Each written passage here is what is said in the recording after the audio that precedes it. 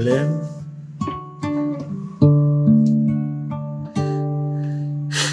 Good morning, Sister Jasmine.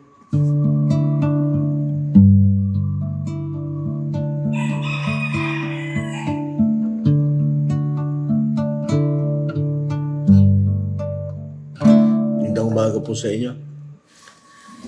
Purihin ng Diyos sa umagang ito. Tayo po ay nasa Insight, preaching the Word of God as it is. Ang layunin ng programang ito ay upang buksan ang ating araw sa pagsisimula na umaayon at lumalakad sa kalooban ng Panginoon. Pakishare niyo po ito para maabot yung mas marami pa nating ipapang kapatid. Magandang umaga, Pastora Wilma. Good morning. Bago po tayo magsimula, tayo po ay mawit sa Panginoon. Samahan niyo po ako sa awit na ito. Let the first song I sing today be a praise to you. Let the melody linger all day long. Let the smile of a kind deed show my praise to you and encourage someone else to sing along. Let the first song I sing today be a praise to you. Let the melody linger all day long. Let the smile of a kind deed show my praise to you and encourage someone else to sing along. Singing praise the Lord, singing praise the Lord, singing praise the Lord, singing praise the Lord, singing praise the Lord, singing praise the Lord, singing praise the Lord, singing praise the Lord,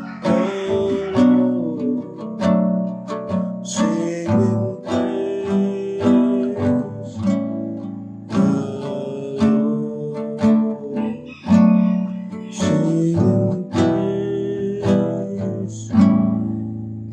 the Lord.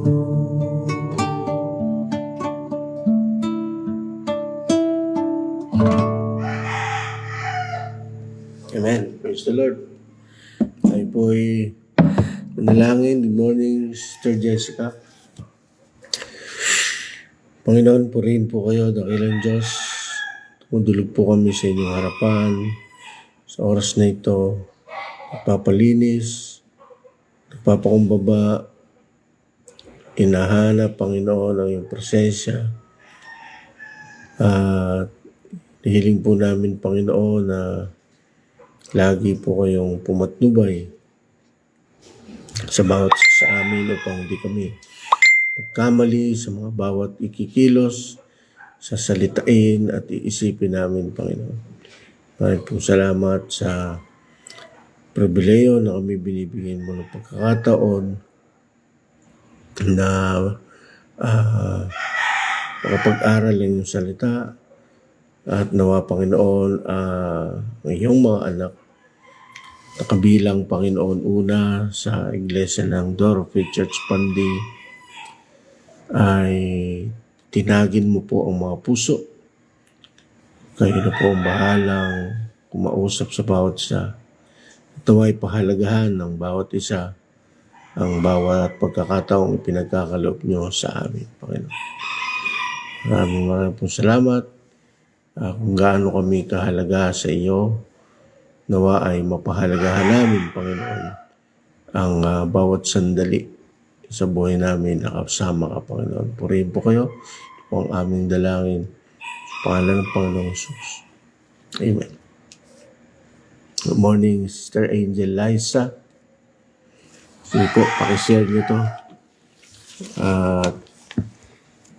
At tayo po ay dadako sa ating pag-uusapan. Mula po sa John chapter 16, mula verse 1 hanggang 15, ang ating pag-aaralan ngayon, araw na to.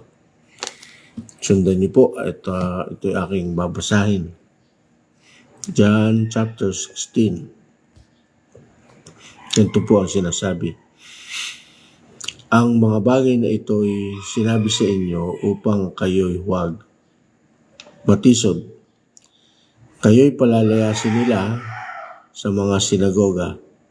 Talagang darating ang oras na ang sino mang papatay sa inyo ay mag-aakalang naghahandog siya ng paglilingkod sa Diyos. At ang mga bagay na ito ay gagawin nila sapagkat hindi nila nakikilala ang Ama o ako man.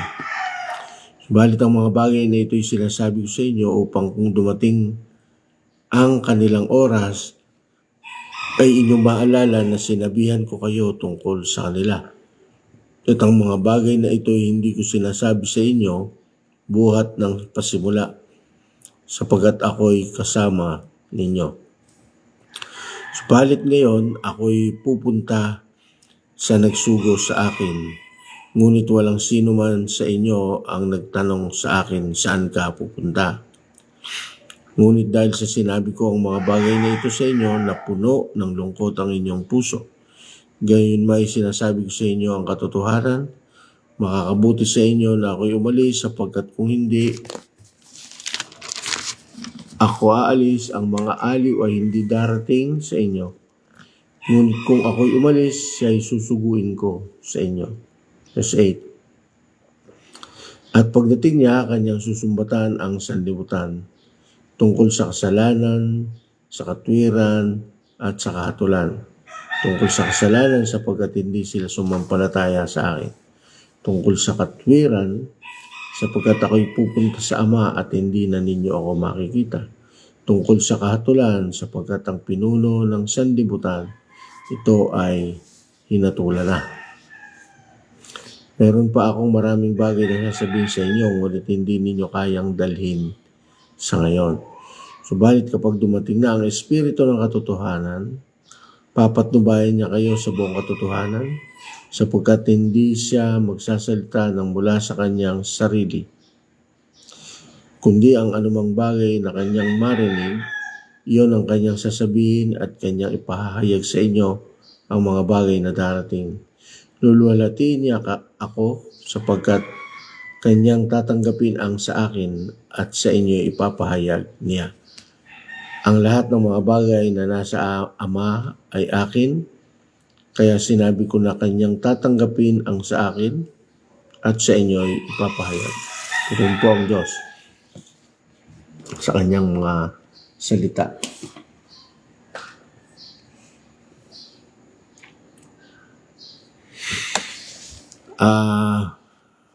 Sa chapter 16, mga kapatid, ay binubuo nito ang buong pag-uusapan dito ay yung tungkol sa banal na spirito, ang kanyang pagdating. No? Napakahalaga maintindihan natin na sa isa pang pagkakataon ay nagmanifest ang Diyos sa isang persona, ang banal na spirito. Ito'y kanyang karunungan kung bakit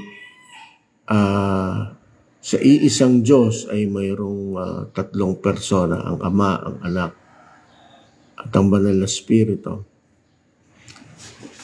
Ito'y karunungan na sadyang lihis sa karunungan ng tao. No? Good morning po, Pastor Digman, Pastor Dindo. Good morning po. Ito'y yung karunungan ng Diyos ay lihis sa karunungan ng tao. Lihis in the sense na mas higit na dakila ang kanyang karunungan. Hindi ito kayang abutin ng ordinaryong kaisipan. Kaya tanging ang mga tunay na anak lamang ng Diyos ang lubos na nakakaunawa ng mga bagay nito. Una, dahil inaalam ng isang anak ng Diyos ang kabuuan ng dapat nating maintindihan tungkol sa pagka-Diyos. Okay? Yun nga yung experience natin sa Panginoon. Ito yung tinatawag nating born again experience, no? Na kung saan talagang pinipilit nating makaniig ang Diyos. Pinipilit nating malaman yung lahat ng bagay patungkol sa Ama, at nalaman din natin ang tungkol sa anak, at nalaman din natin ang tungkol sa banal na spirito, na walang pagkakaiba ang kanilang kalagayan, walang pagkakaiba ang kanilang plano. Iisang plano dahil iisang Diyos ang nagsabi. No? Ngayon, may paunawa sa atin ang Panginoon. Sabi niya, darating yung time na tayo uusigin. Good morning po, Sister Marites. Darating daw yung time na tayo uusigin ng sanlibutan ng mga tao na hindi natin kagaya. No? At kahit pansinin ninyo, kahit sa born-again community, pag sinabi ko pong born-again community, ang ibig sabihin yung kabuuan ng mga taong nag-claim na sila ay born-again. Alam niyo mga kapatid, may kabuuan ng Christian community din. No? Lahat ng nag-profess na sila ay Christian community. But it doesn't dictate na they are all true Christians. No? Ang lahat halos ng religion dito sa Pilipinas, maliban sa Muslim, ay nag-claim na Christian. Mapa Catholic, Iglesia ni Cristo, Sakse, Mormon. Pag tinanong mo, are you Christian? Yes. Sasabihin nila, Christian. They all claim Christian. At ang born again, Christian yan. Yan, pag sinabi natin born again community, kabuuan ng mga born again, nabubuo rin dito yung lahat ng uri ng sekta, denominasyon ng born again. Now, pero it doesn't mean na lahat ng nagkiklaim ng born again at lahat ng sect na kabilang sa born again ay true born again Christians. Hindi rin po ganun. Kaya ipinapalagay ng mga tao na pagka, lalo na yung mga wala pang lubos na kaalaman sa pagiging tunay na born again, ang isipin nila ito isang samahan na iisa, pare-pareho. Kaya naguguluhan sila. Kaya sabi nila, bakit ganun doon sa isang born again? Bakit doon sa isang born again, parang iba? No? Para-parehong born again, pero magkakaiba ng itinuturo. No? Kaya nga mga kapatid, kaya nga sabi ko nga po sa inyo, para mapatunayan ng isang bagay na tunay at totoo, kailangan ito'y mula sa aral ni Kristo. At dapat ito'y hindi lumalaban sa kanino mang aral? Sa aral ng Ama, ng Anak at ng Banal na Espiritu. Hindi dapat sila magkaroon ng kontradiksyon dahil sila'y mula sa iisang nagsugo, iisang isinugo, at ang Banal na Espiritu na muling isinugo kasunod ng Panginoong Hesus. Kaya nga nag-claim kung ano yung nanggaling sa Ama, sinabi sa Anak, at kung ano yung sinabi ng Anak, yun din ang ipapahayag ng Banal na Espiritu. Hindi pwedeng magkaroon ng kontradiksyon sa mga bagay na turo. No? Kapag ka may contradiction, maglalaban-laban yung turo ng Ama, ng Anak, ng Banal na Espiritu. Hindi po pwedeng mangyari.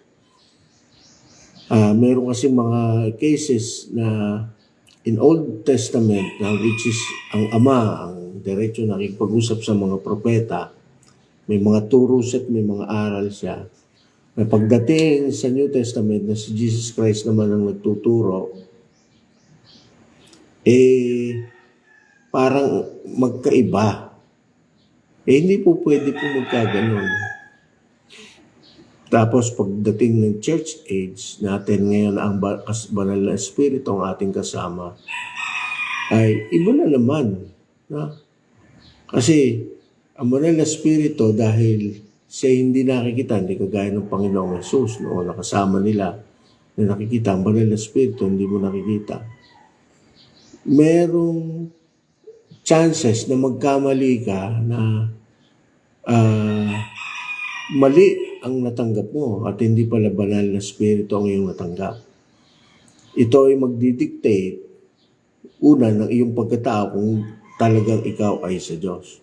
Kaya nga, ipinasusuri nga ni Apostle John ang mga nangangaral, ang mga nagsasabing sila'y lingkod, na masuri yung kanilang spirito kung sila'y sa Diyos. Sinabi yun sa 1 John chapter 4. No? Kailangan masuri yung mga nag-claim na sila'y sa Diyos by their way at their character, no? Yung kanilang pagka-Diyos, yung kanilang pagiging lingkod, mag-match yung sa kanilang character. No? Kaya kahit ang isang tao medyo tama yung sinasabi, pero nakikita sa kanyang kilos at gawaan na hindi, lalabas na on the contrary pa rin siya. Kaya hindi po pwedeng magpatuloy sa kanya. Kaya nga sa Revelation, merong itinuturo dyan ang Banal na Espiritu at nagtuturo sa atin at sinasabi niya, lumabas kayo sa Kanya. Ang tinutukoy na Kanya ay yung lahat ng kabuuan ng mali sa harap ng Diyos. Kasi dalawa lang ito, either maging tama o maging mali sa harapan ng Panginoon. At sinasabi yan ng Ama sa atin ngayon para paalala. Ito sabi niya sa verse 4. Sabi niya, subalit ang mga bagay na ito'y sinasabi ko sa inyo upang kung dumating ang kanilang oras, ay inyong maalala na sinasabihan ko kayo tungkol sa kanila. At ang mga bagay na ito hindi ko sinabi sa inyo buhat ng pasimula sapagkat ako'y kasama ninyo. Parang ipinapauna ni Lord, ganun ang ibig niya sabihin, para pag dumating yung time na ito na nga, dumadating na ang iba't ibang uri ng pangangaral, iba't ibang uri ng churches, talagang litong-lito na ang mga tao kung sino ba talaga ang papasukin na church. No? Kaya nga pati ang mga nasa loob ng church ay dapat nagsusuri kung ano yung kanilang pinapasok. Hindi dahil ito ay suitable para sa kanyang preference o kaya sa kanyang kagustuhan o sa kanyang desire. Yun na yung tamang church. Hindi. Ang nagdidikta ng isang tunay na iglesia ay yung hindi umaalis sa aral ni Kristo. At para malaman niya ng isang manampalataya, meron siyang part dito. Kailangan mo magsuri, hindi basta ikaw lang spoon-fed lang na lagi ka na lang sinusubuan. No? Magiging inutil ka kapag lagi ka lang sinusubuan. Kailangan ikaw din yung dadating sa time na kikilos ka. Natapos na tayo sa pagiging sanggol. Ang sanggol po, meron lang yung lifespan sa panahon na siya ini-spoon-fed. Meron lang siyang lilipas na taon o panahon para siya pakainin at subuan. Kahit nga sa pagdapa niya, hindi natin siya pinipigilan, hinahayaan natin na matuto, tumigas yung kanyang mga braso. Sa paglakad niya, minsan kahit nauumpog-umpog, hinahayaan natin para yung lahat ng senses sa pagkatao niya ay ma-develop. Hindi kagaya nung overly protective na mga magulang, walang natututunan yung mga anak na nagiging kabisote. Ganyan din po ang gusto ng Diyos sa atin. Huwag tayong maging kabisote. Tayo ay tumibay ang gusto ng Panginoon. At ang isa sa nais niya, tayo mismo matuklasan natin yung katotohanan. Hindi yung uupo sa church, makikinig, uuwi, gagawin na ulit yung buhay niya, na normal life niya. Ang gusto ni Lord na sinasabi niya na bibigyan tayo ng buhay na ganap at kasiyasiya ay yung buhay na dahil nakilala mo ang Panginoon, dahil nakilala mo ang Panginoong Jesus, natanggap mo ang banal na spirito ng totoo tunay, maramdaman mo yung kaibahan nung wala sa presensya ng Diyos at yung nandoon sa presensya ng Diyos. No? Kaya pansinin ninyo, ang mga taong nasa Panginoon, hindi na sila nalulungkot. No? Hindi na sila naapektuhan ng mga darating na problema, ano pa man ang mangyari.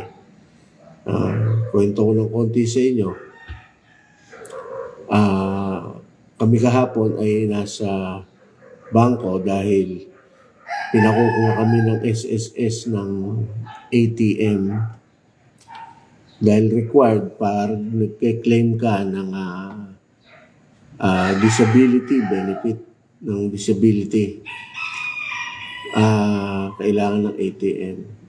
Pinamimili kami kung ano ba ang magandang klase ng ATM, yung walang passbook o yung passbook. No? At saka tinatanong ng asawa kung kailangan, pwede bang ako ay consignatory doon sa kanyang account. Kasi sabi niya baka siya ay mamatay na, baka hindi ko makuha.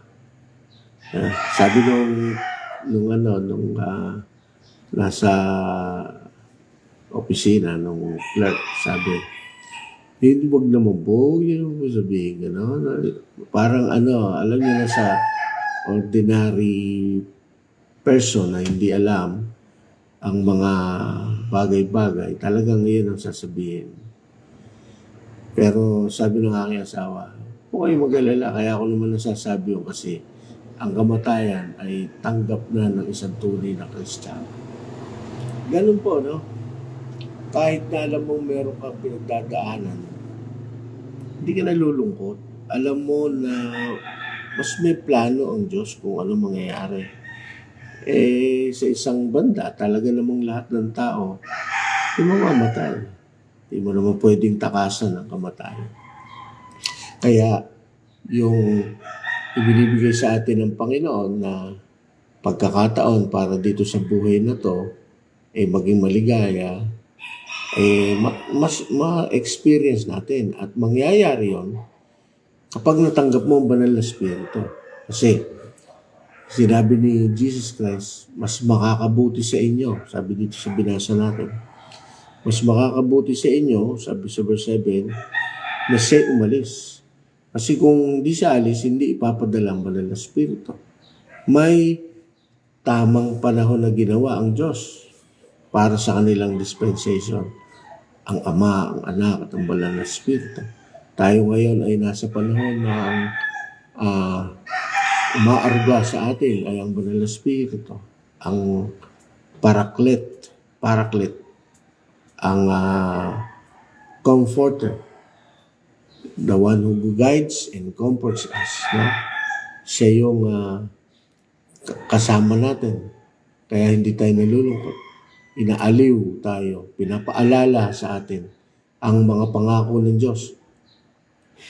Saan mang pagkakataon, saan man lugar, pinapaalala niya ang mga pangako niya. Kaya kahit mayroon tayong problema, sa isang iglap, nawawala yon dahil pinaalala sa atin ng banal na Espiritu. At yon ang napakasarap na maranasan. Na hindi kagaya ng iba na puno ng pera, maraming pera, pero dahil wala ang banal na Espiritu, pati yung pera niya na pagkawala ng kanyang pera ay iniinda niya. Ang buhay ng isang Kristiyano, mga kapatid, ay malaya sa lahat ng bagay, pati sa pera. Hindi tayo takot ibigay yung pera kasi alam natin, papalitan niya ni Lord. Hindi kagaya ng iba na may pera, takot mawala yung pera nila. Kasi alam nila na akala nila mauubos yun. No? Samantalang dahil mayroon kang Diyos, umaasa ka, alam mo na hindi mauubos sa pamagitan ng pananampalataya. Ang mga tunay na born again, ang mga tunay na sinasamahan ng banal na Espiritu, nagiging malaya sa pagbibigay. Nung araw, kahit mga naglilimos, di natin mabigyan dahil sa sobrang natin sa pera na iniisip natin masasayang lang. Pagka may taong kailangan tulungan, di natin basta noon matulungan dahil napakahalaga para sa atin ang pera. Pero ngayon, lalong naging mahalaga in the sense na ang kahalagahan ay kapagbigay sa iba. Amen? Yan po ang comfort na ibinibigay ng banal na Espiritu na alam mo kahit ikaw ay magre-release ng pera mula sa Kanya, hindi mawawala ang iyong nasa isip kundi magkakaroon pa. Hindi kagaya ng walang banal na Espiritu, ang kanyang kaisipan pagka siya'y nag-release, mauubos yung kanyang kaban. Unlike us, pag nagbigay, alam natin, dadagdagan pa ni Lord yung ating kaban. Kaya ang mentality ng mga taong takot magkaloob, takot maging malaya sa bagay na iyan. Tandaan ninyo mga kapatid, kaligayahan ay ang banal na Espiritu na mas kayang ibalik at ibigay pa yung mga bagay na iyong ipagkakaloob. Mahirap po i-explain yan pero yan po ang katotohanan. Namimisinterpret po yan ng mga tao kasi ang niisip ng mga tao ay pinipulit siya ng mga pastor para sa kanilang personal gain. Pero hindi po ipinipreach po namin ito para maranasan din nyo yung dating inaakala namin na hindi totoo. Totoo pala na talagang kapag ikay nagbigay, ikay bibigyan. No? At kung ano yung isukat na ipinanukat mo, yun din ang gagamitin sa'yo. At when you sow few, you will reap few. Pagka ikaw ay naghasik ng kukonti din ang ani. Pero pag ikaw ay naghasik ng marami, mas marami ang ani. Yan yung kaligayahan na itinuturo ng Panginoon, nakakaiba sa lahat ng kaligayahan. Ang tao, ang kaligayahan ay ito, no, yung kailangan ko maghanap buhay mabuti dahil kung hindi ako maghanap buhay, hindi kami kikita, hindi kami kakain. Hindi naman po sinabi ni Lord na huwag maghanap buhay. Ang sabi ni Lord talaga ay huwag papakainin ng tamad. No? Pero ang ibig niya sabihin doon, sa kabila ng kanyang paghanap buhay, huwag yung hanap buhay ang kanyang dependihan, kundi yung kakayahan ng Diyos na i-bless yung kanyang buhay sa panahon na siya ay naghahanap buhay. Intindihan niyo po? Dahil ang tao kasi kumukuha ng kita sa kanyang hanap buhay, ang naisip niya yun ang source. No? Mali po. Ang source ay ang Diyos. Na kahit maghanap buhay ka o hindi, sa kanya lahat yan ang gagaling. Kahit maghanap buhay ka, pagka hindi ka ibinless ng Diyos, yung kinikita mo, walang pupuntahan. Kaya minsan ang nagtataka ka sa buhay mo, trabaho ka naman ng trabaho, pero bakit kulang? No? Kasi ikaw mismo yung may kulang. Hindi mo inaalam yung kagustuhan ng Diyos about sa pag-handle ng pera. Ang pag-handle ng pera sa Diyos ay baliktad. Sa tao, ang pag-handle ng pera ay ipunin ng ipunin ng ipunin. Na kahit may pagkakataong kailangang magbigay, ay hindi, kasi para maipon. Ang Diyos ay iba. Okay? Ang sabi niya, sa langit ka mag-ipon. Okay? The same thing na nag-iipon ka dito, mag-ipon ka din sa langit. Na isang mas napakatalinong bagay. Ang tao nag-iipon sa lupa lang. Ang mga Diyos na paraan ng pag-iipon ay una sa Diyos, sa mga sabi, Matthew chapter 6, no? Mag-ipon sa langit. At the same time, mag-ipon ka sa lupa. Pero mukha kalimutan mag-ipon din sa langit. Yan ang way ng Panginoon. Ngayon, mga kapatid, tandaan natin, ang banal na spirito ay kasama natin at siya ang huhusga sa sanlibutan. Yan ang sinabi dito. Pagdating niya, kanyang susumbatan ang sanlibutan tungkol sa kasalanan, sa katwiran, at sa kahatulan. Okay. Kapag wala sa iyong banal na spirito, hindi mo malalaman ang kahatulan. Hindi mo malalaman ang kasalanan. Kapag wala sa iyong banal na spirito, hindi mo malalaman ang katwiran. Pag wala sa iyong banal na spirito, hindi mo malalaman kung ano ang klase ng paghatol ng Diyos. Okay?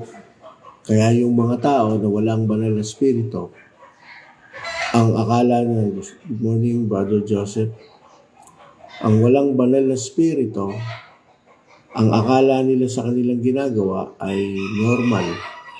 Na kahit nakakagawa ng kasalanan ay hindi nila tinitingnan yan na isang pagkakamali. No? Kahit simpleng bagay, napaka ng tao, hindi na tinitingnan yung mga bagay na simple na pwedeng pagtugatan ng kasalanan. Pero pag nasa yung banal na spirito, kahit isang simpleng bagay, hindi mo nagagawin dahil sinasabi na hindi pwede sa iyan dahil pagmumulan niya ng kasalanan. Pero pag wala sa banal na spirito, sige-sige ka lang. Sa pananamit, sige-sige ka lang. Sa pakikinig ng mga tugtugin, sige-sige ka lang. Sa mga binibiling gamit, sige-sige ka lang.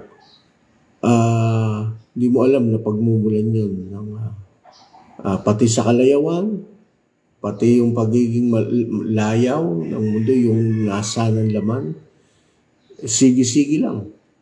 No? Pero pag nasa yung banal na spirito, mapipigil ka. Sabi mo, hindi pwede sa akin. Hindi pwede isuot yan. Hindi mo na yung bibili. Hindi ko po pwedeng gawin ito kasi pagka ginawa ko to, baka maengganyo ako magtuloy-tuloy. Kagaya ng bisyo, kagaya ng sample videoke. Masama ba ang videoke? Parang hindi naman.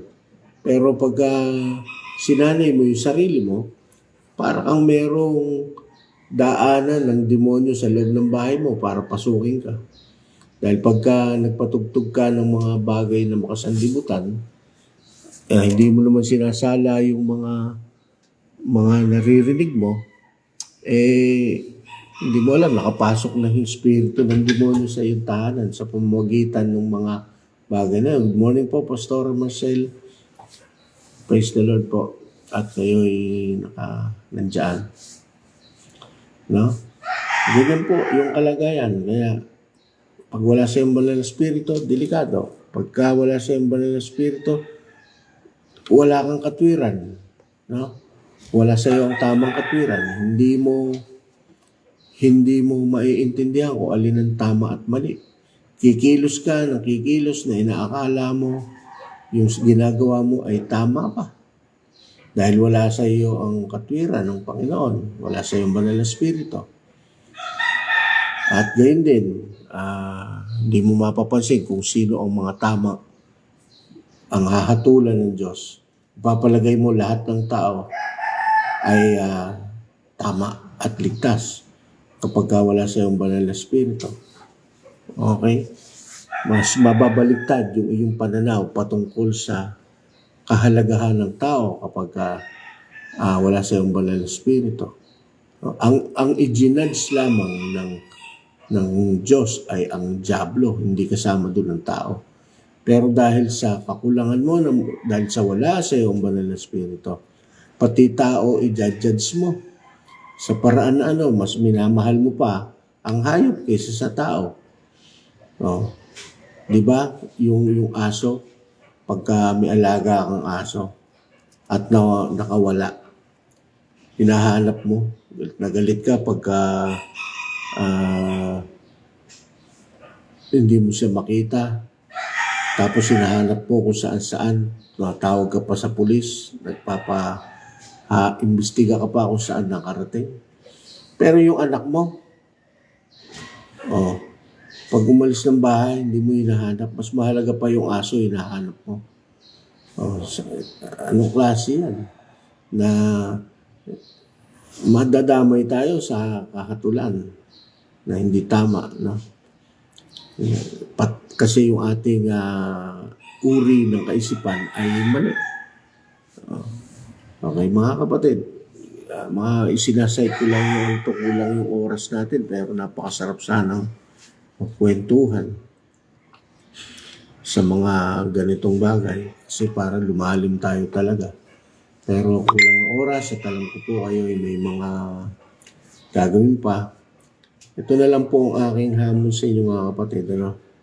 Sa panahon natin na ang banal na spirito ang kasama natin, asahan natin siya na lagi natin kasama, tawagan natin siya na lagi siyang sumaatin, kumilos sa ating buhay, lagi nating i-share ang kanyang kabutihan, ang ginawa ng Panginoong Jesus.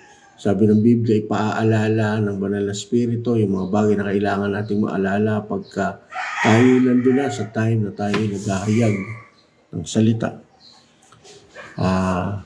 Huwag natin kakalimutan yung mga gawain natin sa church para lalo tayong lumalim. Huwag tayong paapekto sa mga nasa paligid natin, saan mo tayo pupunta, sa eskwelahan, sa trabaho, o kung sa palengke o saan man.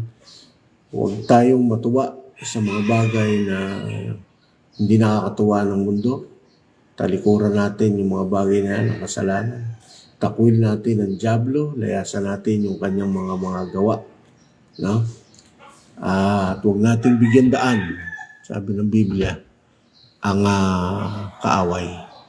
Kaya maraming pong salamat. Mamayang gabi, alas 7, dumako po tayong muli sa lugar na ito. Tayo po'y magsama-sama sa panalanginan, magkakaisa ng spirito, isang spirito, isang aral, hindi iba-ibang aral, kundi isang aral mula sa Panginoon ang ating tanggapin. Maraming po salamat.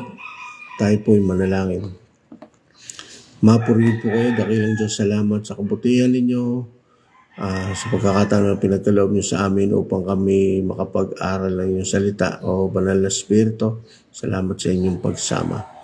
Salamat po dahil sa pamagitan ninyo, lalo pong umiigting ang aming pananampalataya, ang aming pag-ibig at ang lalo naming pagsasaliksik, Panginoon, mga bagay na kalaliman ng iyong pag-ibig, Panginoon. Tulungan niyo po kami na magkaroon ng kalakasan, magkaroon ng burning desire sa aming puso na nasain kang lagi. Hindi po yung mga bagay ng mundo ang manasa, kundi ikaw. Dahil pag ikaw, Panginoon, ang nasa amin, sapat na ang lahat ng bagay at wala nang magiging laban para sa amin. Sumbatan man kami, Panginoon, ng sanlibutan, hindi namin yon papansinin dahil alam namin, Panginoon, na itinuro mo ang mga bagay na ito sa amin. Maraming pong salamat. Purihin ka, O Diyos. Ito po ang aming dalangin sa pangalan ng Panginoong Hesus. Amen. Amen. God bless you all po. Palayan po tayong lahat ng Panginoon.